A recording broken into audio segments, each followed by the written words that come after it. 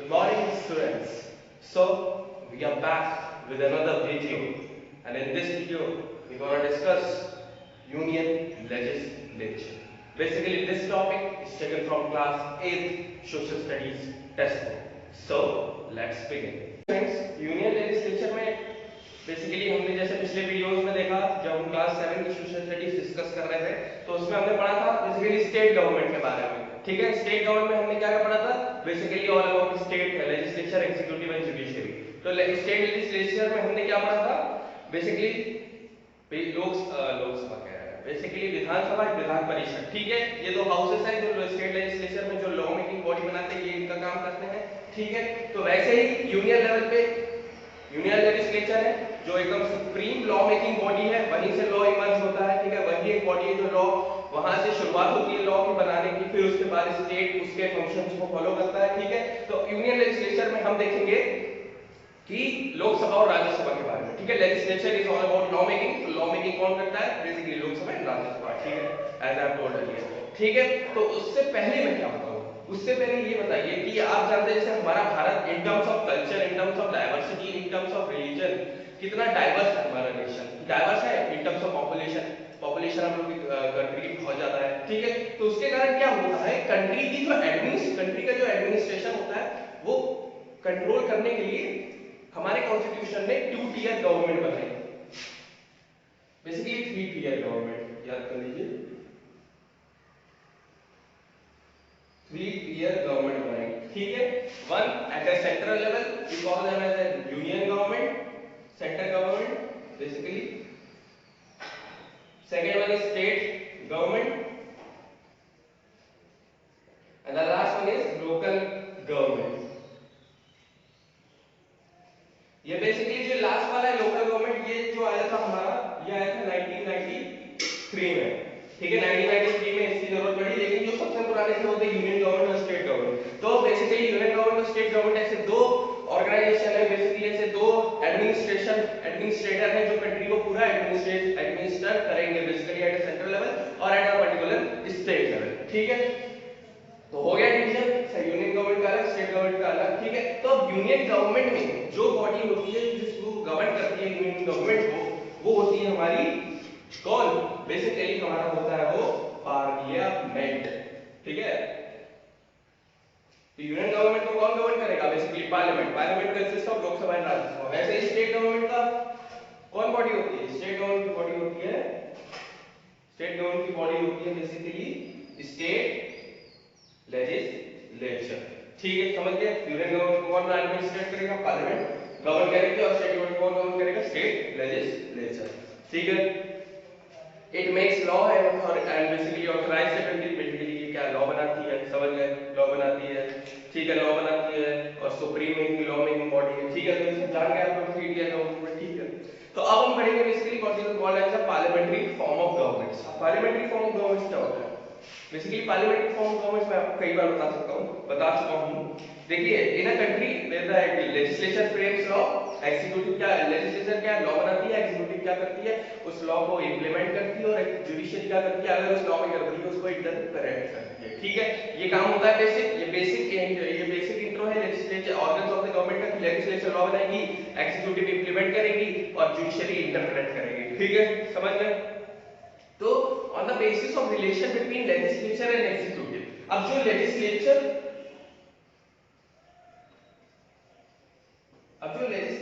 And executive का जो function relationship है, ठीक है, इन दोनों का जो रिलेशनशिप है basically on terms of function, इसको दो पार्ट गवर्नमेंट में डिवाइड कर दिया। पहले कर दी पार्लियामेंट्री फॉर्म ऑफ गवर्नमेंट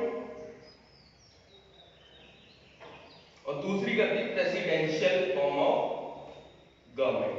ठीक है, तो बेसिकली दो टाइप की गवर्नमेंट फॉर्म करती है, होती है पार्लियामेंट्री, प्रेसिडेंशियल। हम पहले इनके बारे में, दोनों के बारे में बहुत छोटे-छोटे जान चुके हैं। ठीक है, आप लोगों को भी आईडिया होगा। ठीक है, तो बेसिकली हमने लेजिस्लेचर और एग्जीक्यूटिव रिलेशन को दो फंक्शन फॉर्म ऑफ गवर्नमेंट में डिवाइड कर दिया, पहला पार्लियामेंट्री, दूसरा प्रेसिडेंशियल। ठीक है, अब पार्लियामेंट्री सिस्टम का क्या मतलब होता है? It refers to a system of government having the real executive power vested with the cabinet. अब तो देखो, पार्लियामेंट्री फॉर्म दोनों के पास जो होती है, वो जो रियल पावर्स होती है वो कैबिनेट के पास होती है। ठीक है, it is not held with the executive.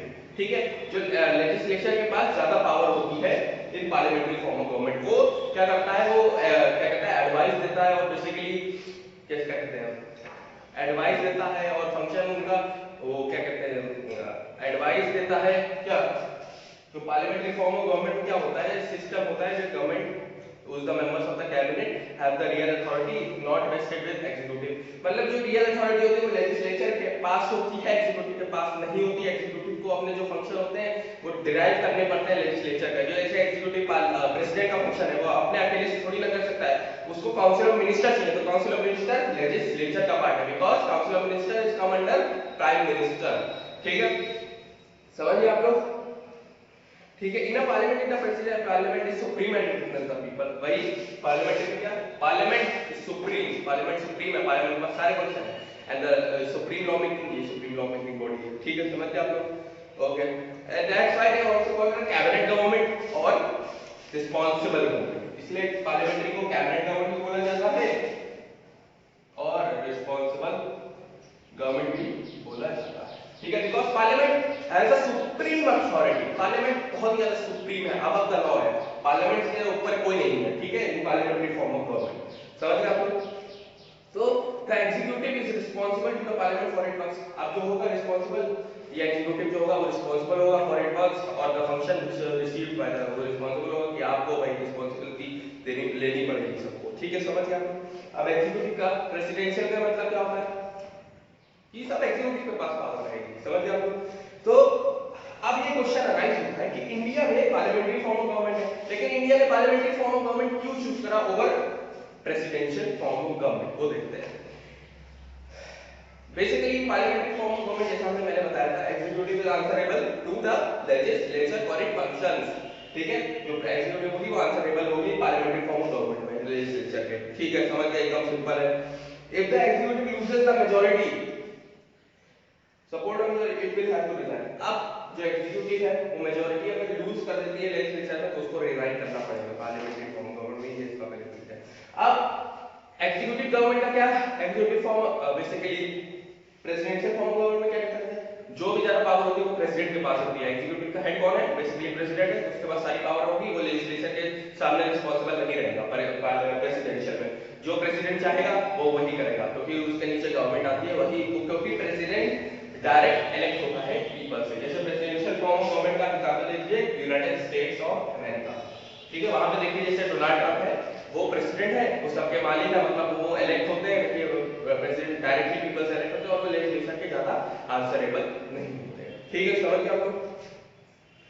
तो बेसिकली अब जो हमारे कॉन्स्टिट्यूशन के मेकर थे उन्होंने ये सोचा कि अगर हम एक पावर किसी एक व्यक्ति के साथ, एक व्यक्ति पे पूरा एक जाल डाल दे, मतलब जैसे प्रेसिडेंशियल फॉर्म गवर्नमेंट अगर हम चलाते हैं अपनी कंट्री में, तो कि एक पावर जो होगी वो वेस्टेड होगी किसी एक पर्सन के पास।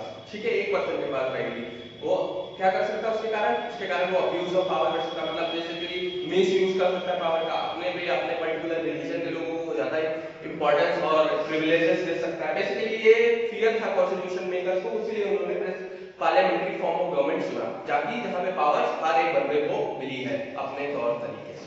समझ गए आप लोग, ओके। तो अब हम पढ़ेंगे बेसिकली पार्लियामेंट के बारे में, अब हम पढ़ेंगे पार्लियामेंट के बारे में। अब बेसिकली पार्लियामेंट जो कि बॉडी है जो गवर्न करती है यूनियन गवर्नमेंट को, जैसा कि मैं पहले बता चुका हूं। ठीक है, तो पार्लियामेंट बेसिकली काम क्या होता है, ये काम होता है बेसिकली पार्लियामेंट में लोगों के पे फेथ है कि ये फेथ इसलिए है क्योंकि कि हमारे जो डिसीजन मेकिंग पावर है कॉमन पीपल की वो क्या रहती है, वो स्ट्रांग रहती है। ठीक है, तो पार्लियामेंट हमें ये बताता है that people involve in the decision making power in government. ठीक है, जैसे democracy is all about people's rule. ठीक है, people's rule is all about democracy is all about people. तो ये पार्लियामेंट काम करती है कि उस वैल्यूज को इंश्राइन करती है ताकि जो कि डिसीजन मेकिंग पावर है वो पीपल के पास आए। ठीक है, आप कैसे रहे। ठीक है, जो पार्लियामेंट जो फॉर्म होता है बेसिकली वो तीन लोगों से फॉर्म होता है, तीन लोगों से, हाँ, तीन लोगों से पार्लियामेंट फॉर्म होता है। अब वो तीन लोग कौन कौन से हैं, president, the president, Lok Sabha and Rajya Sabha. तो आपसे जब भी पूछा जाएगा कि व्हाट कंसिस्ट ऑफ पार्लियामेंट, तो आप खाली लोकसभा और प्रेसिडेंट, लोकसभा और राज्यसभा बताएंगे तभी ये पार्लियामेंट पूरा बनेगा। ठीक है, समझ गए आप लोग? ठीक है, अब जो हमारे कॉन्स्टिट्यूशन में हमने जो गवर्नमेंट फॉर्म करी थी वो थी पार्लियामेंट्री फॉर्म ऑफ गवर्नमेंट। ठीक है, पार्लियामेंट्री फॉर्म ऑफ गवर्नमेंट हमने ले ली। अब उसमें क्या होगा, जो कि प्रेसिडेंट जो होगा वो बेसिकली नॉमिनल हेड होगा, नॉमिनल हेड। अब इनको नॉमिनल हेड क्यों बोला गया? बेसिकली इनके पास कम फंक्शन रहेंगे, इनके पास कम पावर्स रहेंगी, और जो रियल हेड होगा, basically real head of the government, वो कौन होगा? आप लोग सब जानते हैं, प्राइम मिनिस्टर। ठीक है, अब पार्लियामेंट्री फॉर्म गवर्नमेंट में क्या होगा? जो real head of the government होगा वो प्राइम मिनिस्टर होगा, जो nominal head of the state होगा वो प्रेसिडेंट होगा। समझ गए ना पार्लियामेंट्री फॉर्म गवर्नमेंट? अब अगर प्रेसिडेंशियल होता तो उल्टा हो जाता, प्रेसिडेंट क्या बन जाता? Real executive head of the state, और प्राइम मिनिस्टर क्या बन जाता? Nominal head of the president, prime minister अगर वो भी हो बन जाए। ठीक है, समझ गए आप लोग? तो हो गया। तो अब हम पढ़ेंगे लोकसभा के बारे में। ठीक है, that is one of the houses of the parliament. ठीक है, तो लोकसभा बेसिकली इसको हाउस ऑफ द पीपल बोला जाता है। ये हमारा घर है, हाउस ऑफ द पीपल। यहाँ पे पीपल रहते हैं क्या? तो सोचिए इनको हाउस ऑफ द पीपल क्यों बोला जाता है? लोकसभा को हाउस ऑफ द पीपल क्यों बोला जाता है? लोकसभा को हाउस ऑफ द पीपल इसलिए बोला जाता है क्योंकि जो कि हम रूलर्स हैं, बेसिकली जो हम कैंडिडेट्स जो इलेक्शन में खड़े होते हैं उनको जो हम इलेक्ट करते हैं वो जाते हैं लोकसभा में और वही कहलाते हैं, और उसी को हम क्या कहते हैं? House of the people. कि हमारे द्वारा ये इलेक्ट हुए हैं तभी ये लोकसभा में बैठे हैं। लोकसभा, लोक मतलब पीपल, इंसानों की सभा। ठीक है, तो हम ही इनको इलेक्ट करें तभी ये बैठे हैं वहां पे। ठीक है, समझ गए? अब इसको लोअर हाउस भी कहा जाता है। ठीक है, लोअर हाउस क्यों कहा जाता है? Because they are directly elected by the people and it is the most powerful house. Lok Sabha ज्यादा पावरफुल है राज्यसभा से। जैसे कि हमारा स्टेट में क्या था, विधानसभा ज्यादा पावरफुल था विधान परिषद। समझिए आप लोग? ठीक है, तो वो जो मैक्सिमम लिस्ट है इसकी लोकसभा की, इसमें टोटल 550 मेंबर्स रहेंगे, 550 550 मेंबर्स रहेंगे। ठीक है, आउट ऑफ 530 मेंबर्स इलेक्ट होंगे।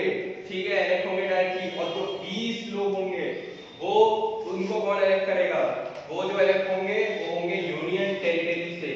ठीक है, 20 members are elected from UTs, union territory, and out of which 530 members are elected from each states. ठीक है, डिवीजन हो गया, 550 total seat, 530 state, 20 union territories. ठीक है, अब जो दो मेंबर्स होंगे वो एंग्लो इंडियन कम्युनिटी से इलेक्ट होंगे, उनको कौन इलेक्ट करेगा? प्रेसिडेंट इलेक्ट करेंगे। तो 2 members of the Anglo Indian community, 2 members of the Anglo-Indian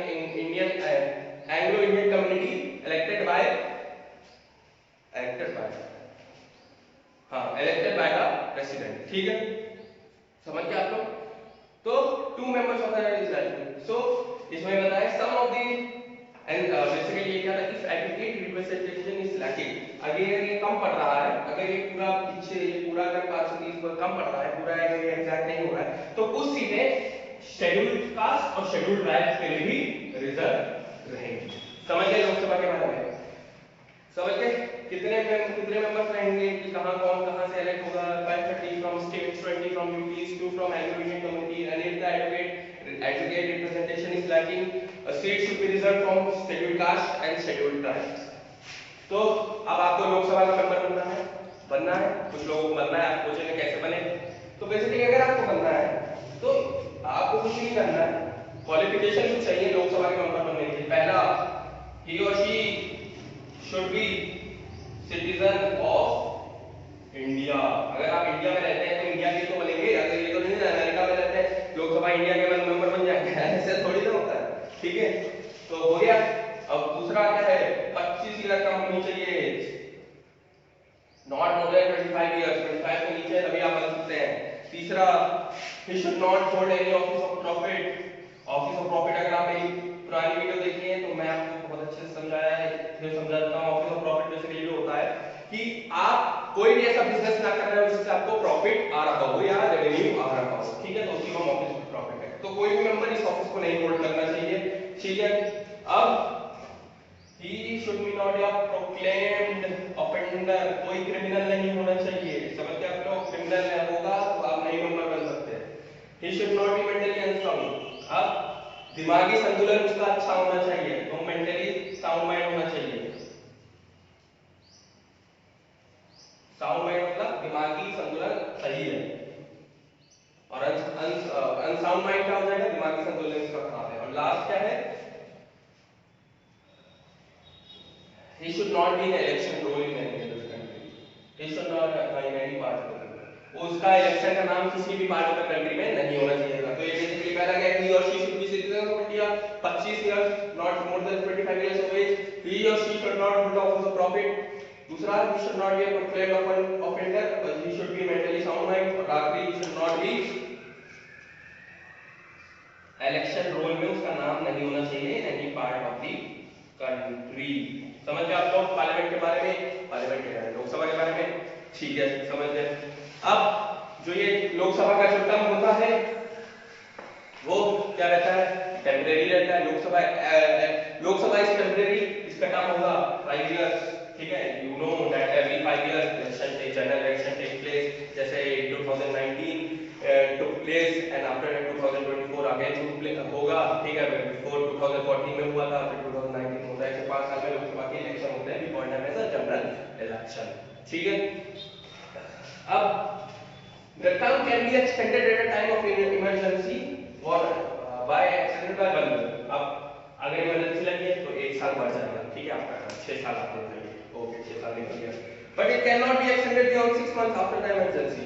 अब इमरजेंसी खत्म हुई तो 6 महीने तक ही आप रह सकते हैं, उसके बाद इलेक्शन करा देंगे। अगर 6 महीने बाद भी आप रह रहे हैं तो आप नल एंड वॉइड हो जाएंगे, ठीक है, समझ गए।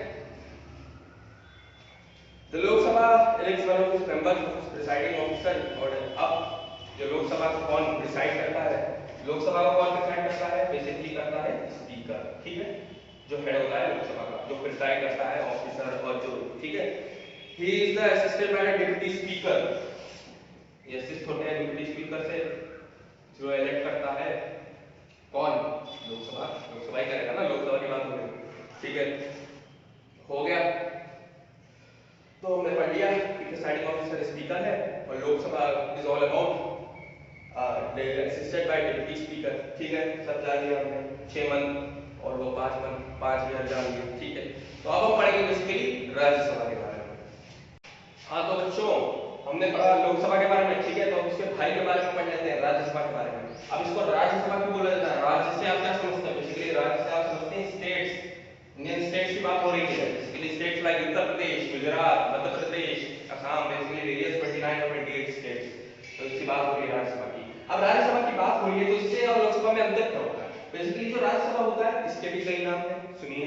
पहला नाम है इसका काउंसिल ऑफ स्टेट्स, और दूसरा नाम है इसका अपर हाउस, ठीक है, ये थोड़ा उच्च कोटि का हाउस है, ठीक है, ऐसा नहीं अपर हाउस कहना समझिएगा कि लोकसभा के ऊपर है, नहीं, लोकसभा के नीचे है, क्योंकि हमने पढ़ा था कि power of the house is Lok Sabha, ठीक है, अपर हाउस। अब इसको बेसिकली अब लोकसभा की बात हो रही है, तो लोकसभा की जो बात होती है वो होती है इसके मेंबर्स की, इसके मेंबर्स हैं 250 मेंबर्स है टोटल, मैक्सिमम 250 मेंबर्स हैं, तो 250 मेंबर्स हैं, लेकिन प्रेजेंटली कितने हैं, 245 हैं, ठीक है, 245 हैं, समझ गए। अब आउट ऑफ 245 233 मेंबर्स जो कि इलेक्ट होते हैं बेसिकली किससे, स्टेट से और यूनियन टेरिटरीज से, हो गया।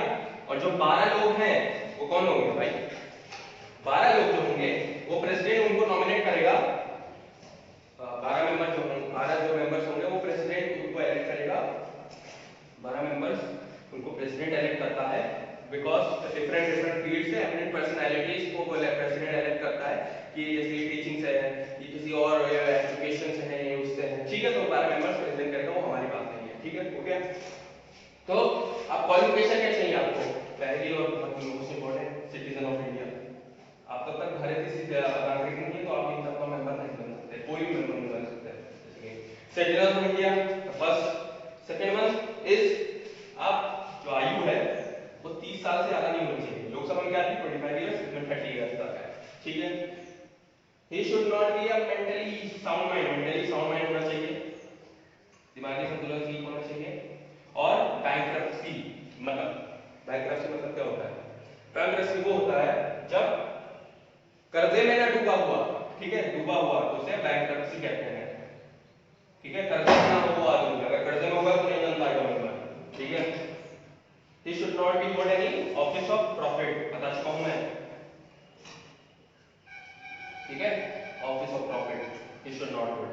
and the last one is उसका इलेक्शन में नाम नहीं होना चाहिए जहां वो खड़ा हो रहा है स्टेट पे, ओके। समझ में आ गया ये सब क्वालिफिकेशन पढ़ ली।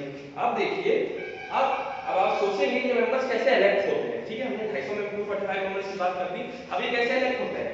अब जो लोकसभा था उसका टोटल इलेक्शन होता है, वो तो हम लोग जाके उनको चुनते हैं। अब जो राज्यसभा होता है, राज्यसभा होते हैं वो क्या, उनको हम नहीं चुनते, वो इनडायरेक्टली इलेक्ट होते हैं, इनडायरेक्टली, डायरेक्ट नहीं, इनडायरेक्टली इलेक्ट होते हैं, ठीक है। अब इनडायरेक्टली इलेक्ट कैसे होते हैं? अब देखिए, when we are teaching about legislative assembly, ठीक है, legislative assembly, when we are doing state legislature, basically state legislative assembly के जो मेंबर्स हम लोग इलेक्ट करते हैं पर्टिकुलर स्टेट में, ठीक है, जो मेंबर्स हम लोग इलेक्ट करते हैं पर्टिकुलर स्टेट में, वो आगे चल के सीएम और काउंसिल ऑफ मिनिस्टर बनते हैं, वो उनके ड्यूटी होती है इन मेंबर्स को इलेक्ट करना, ठीक है। नाइस मोमेंट, क्लियर है, ठीक है। Those members who are elected by the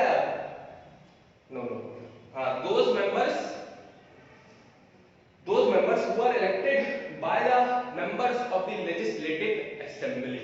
legislative assembly के इलेक्शन हुए स्टेट में विधानसभा के, ठीक है, जो जीता वो राज्यसभा के मेंबर्स को इलेक्ट करेगा और वो देगा, ऐसे हर स्टेट में होता जाएगा, फिर 245 मेंबर्स पूरा भरते जाएंगे ऐसे इलेक्ट होंगे, समझ गए? तो याद रखिएगा लेजिस्लेटिव असेंबली इलेक्ट करती है, legislative assembly of each state elect करती है राज्यसभा के मेंबर्स को, ठीक है। अब राज्यसभा है, ये परमानेंट हाउस है, ठीक है, ये हमेशा रहेगा, ये डिसॉल्व नहीं होगा लोकसभा का, परमानेंट हाउस है, लेकिन इसका टर्म जो होगा वो होगा 6 साल, 6 साल इसका टर्म होगा। और इसे परमानेंट हाउस क्यों बोला जाता है? बेसिकली इनके जो मेंबर्स होते हैं 6 साल की लिमिट होती है, उससे पहले हटेंगे नहीं। अब बेसिकली जो 1/3 मेंबर्स होते हैं, एक तिहाई मेंबर जो होंगे वो उनका हर 2 साल में इलेक्शन होगा, ठीक है, उनका वो हर 2 साल में इलेक्शन होगा, वो खाली जगह पे बैठेंगे, समझ गए आप लोग? सिंपल है रास्ता, ओके। तो अब इसका प्रिसाइडिंग ऑफिसर कौन होगा? इसको जो प्रिसाइडिंग ऑफिसर होगा वो होगा कौन? वाइस प्रेसिडेंट, ठीक है, वाइस प्रेसिडेंट इसका चेयरमैन होगा राज्यसभा का, और इसके नीचे डिप्टी चेयरमैन, ठीक है। तो वाइस प्रेसिडेंट होगा वो हेड करेगा राज्यसभा, ओके, ठीक है। तो प्रेसिडेंट की बात करें, अब जो बिल पास होता है लोकसभा से वो राज्यसभा में जाता है, और जो प्रेसिडेंट के पास साइन होने जाता है, प्रेसिडेंट का साइन सिग्नेचर होना बहुत ही ज्यादा इंपॉर्टेंट, तभी वो बिल आगे चल के लॉ बनेगा, ठीक है।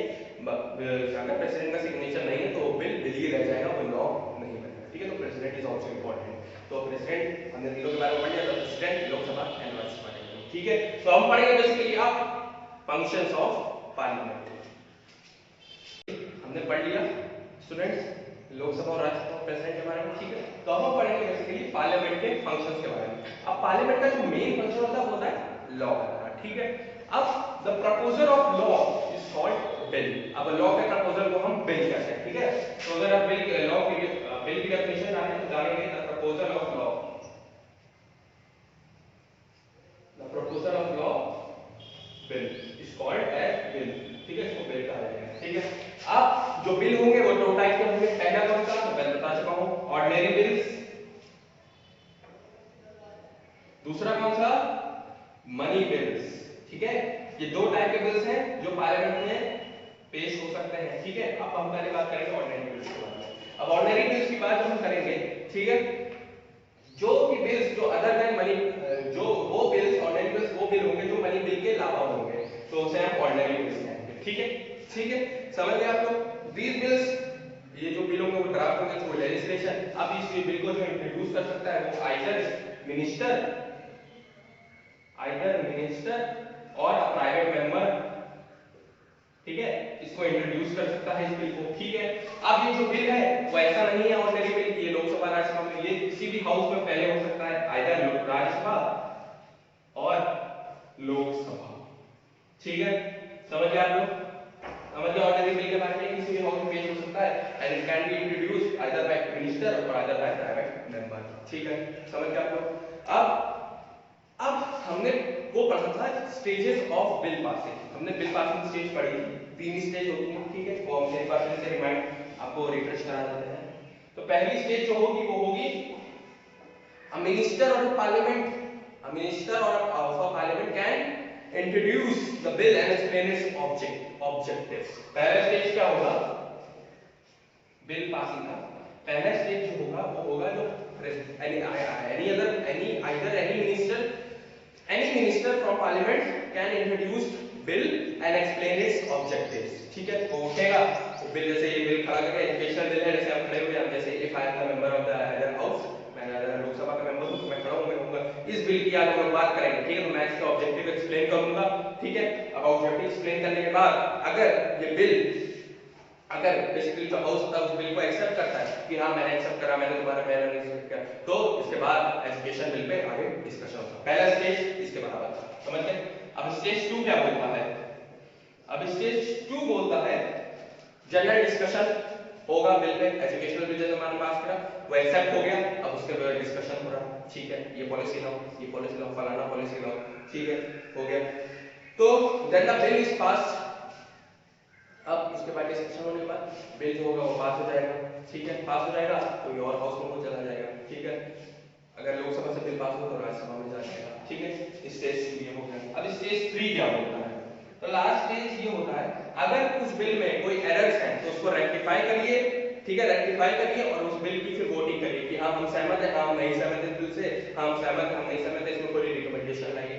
थर्ड स्टेज में ये कहते हैं। ठीक है, and finally pass bye simple majority. ठीक है, पास हो गया। ओके, समझ गए। अब हो गया इससे, अभी दूसरे हम चला गया, मैं लोकसभा का मेंबर था, अब जैसे आप राज्यसभा के मेंबर होंगे तो आपके पास चला गया। अब आप ये सेम प्रोसेस आएंगे, स्टेज 1, स्टेज 2, स्टेज 3, डिस्कशन होगा, होता रहेगा। अगर आप लोकसभा से सहमत नहीं है, ठीक है, दोनों के बीच में कॉन्फ्लिक्ट हो रहा है, तो प्रेसिडेंट भाई साहब आएंगे। ठीक है, प्रेसिडेंट आएंगे और वो कहेंगे जॉइंट सेशन होगा। जॉइंट सेशन होगा, जॉइंट सेशन मतलब जॉइंट सेशन होगा जिसमें लोकसभा राज्यसभा दोनों के मेंबर्स रहेंगे और उसके फिर ये डिस्कशन होगा, एक कमेटी होगी। ठीक है, वो प्रिसाइड करेगी। ओके, अब उसके बाद जॉइंट सेशन हुआ, अगर पास हो जाता है तो then send to the president, president के पास चला गया। समझ गया आपको? अब जो प्रेसिडेंट होगा उसके पास पावर है कि वो बिल वापस भेज सकता है। ठीक है, बिल भेज दिया for reconsideration. Okay, if no changes are made by him, sign the bill। अगर कोई सजेशन उस बिल में नहीं चाहिए तो प्रेसिडेंट क्या करेगा? साइन करेगा और बिल हो जाएगा, वो एक्ट या लॉ बन जाएगा। समझ गए स्टेजेस? वैसे ही मनी बिल की बात है। अब मनी बिल क्या होता है? बेसिकली मनी बिल ये होता है अगर गवर्नमेंट किसी दूसरे कंट्री से जो पैसा ले रही है उसके बारे में जो करती है, बजट और टैक्स के बारे में रेगुलेशन जो बनाती है, वो सब बेसिकली मनी बिल में आता है। ठीक है, अब मनी बिल क्या होता है? मनी बिल में क्या खासियत है? मनी बिल जो होगा वो ओनली एंड ओनली लोकसभा में ही इंट्रोड्यूस हो सकता है, ऑर्डिनरी बिल जो लोकसभा और राज्यसभा में किसी भी हाउस में इंट्रोड्यूस हो सकता है। तो money bill can only be introduce इन लोकसभा। ठीक है, अब लोकसभा से पास हो गया, अब अगर राज्यसभा पे राज्यसभा ने पास नहीं करा तो उसके बाद केवल 14 दिन है, 14 दिन, वो केवल उसके बाद 14 दिन रहेंगे राज्यसभा के पास। अगर राज्यसभा इस 14 दिन तक के पहले अगर दे दे तो सही, अगर नहीं देगा तो ये बिल पास होके चला जाएगा कि हाँ आपने पास कर दिया, माना जाएगा और लॉ हो गया। ओके, क्लियर हो गया? ठीक है। हाँ स्टूडेंट्स, पार्ट 1 हमारे इस चैप्टर का यूनियन लेजिस्लेचर का यही खत्म होता है। पार्ट 1 में हमने पढ़ा बेसिकली पार्लियामेंट के बारे में, लेजिस्लेचर पार्लियामेंट लेजिस्लेचर ही होता है। लोकसभा के बारे में पढ़ा, राज्यसभा के बारे में पढ़ा, प्रेसिडेंट के बारे में पढ़ा। ठीक है, हमने क्या करे फंक्शन भी पढ़े पार्लियामेंट के। ठीक है, अब जो फंक्शन हमने पढ़े वो हमने केवल लॉ मेकिंग फंक्शन पढ़ा। ठीक है, तो there are more several function which performed by the parliament. ठीक है, which conferred to the parliament. ठीक है, पार्लियामेंट के और भी फंक्शन है, ऐसा नहीं है कि लॉ मेकिंग फंक्शन है। अगर पार्ट 2 आपको चाहिए तो इस चैनल को सब्सक्राइब करिए और बेल आइकन तो बड़ा घंटा वाला दिख रहा है उसको भी दबा दीजिए। ठीक है, तो ताकि मैं अगर कोई भी वीडियो पोस्ट करूं तो आपके पास नोटिफिकेशन आ जाए। ठीक है, और अगर पार्ट 1 को पढ़ने के बाद कोई डाउट आता है तो कमेंट में पूछिए, मैं उसका आंसर जरूर दूंगा। ठीक है, तो तब तक के लिए stay tuned for more video.